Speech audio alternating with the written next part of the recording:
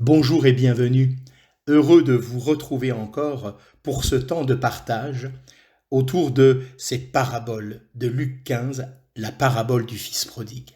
Nous lisons les versets 18 et 19e.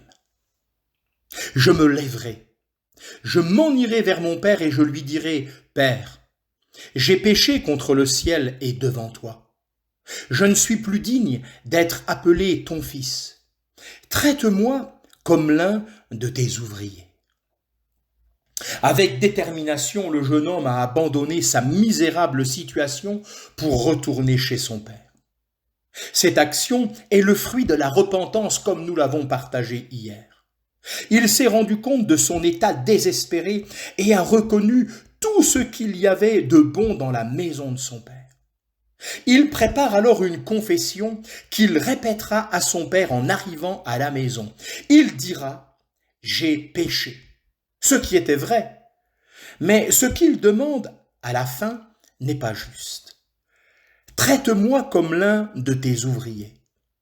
L'espoir du fils prodigue est d'être tout au plus comme l'un des employés engagés par son père, ce qui ne correspond en aucun cas à la grandeur d'âme de celui-ci. Mais son fils ne le sait pas encore. Il ne sait pas non plus comment il va être reçu.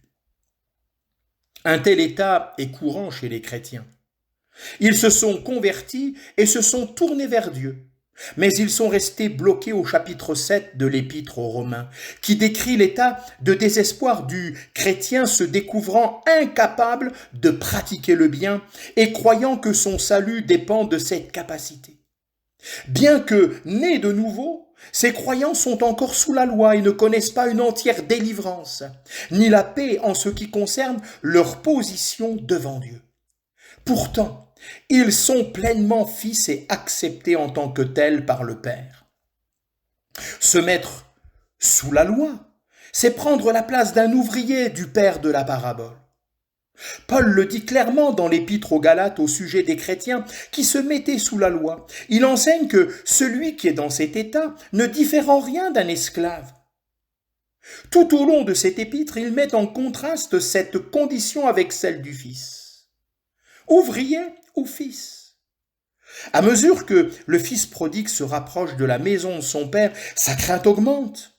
Un vrai travail se produit dans son cœur. Il reconnaît la bonté de son père, mais il n'en est pas encore pleinement assuré. N'est-ce pas l'expérience que la plupart des croyants ont faite à un moment donné, tout en tremblant? Nous avions compté sur la miséricorde divine qui nous donnerait, espérions-nous, quelques petites places juste derrière la porte. Puissiez-vous aujourd'hui connaître la paix de Dieu et la pleine assurance de votre position, qui est celle d'un fils dans la maison du Père. Que le Seigneur bénisse chacune et chacun.